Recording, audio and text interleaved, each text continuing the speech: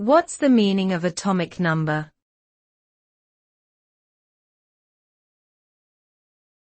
Atomic number.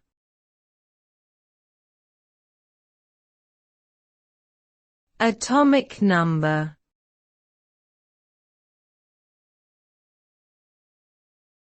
Atomic number.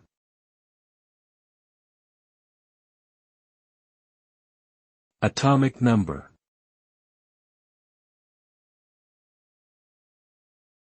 The atomic number of an element is the number of protons present in the nucleus of an atom. It determines the chemical properties of an element and its position in the periodic table. The atomic number is unique for each element, which means that no two different elements can have the same atomic number. It plays a significant role in various branches of science, including chemistry and physics. By understanding the atomic number of an element, scientists can predict its behavior in chemical reactions and apply this knowledge to various technological advancements.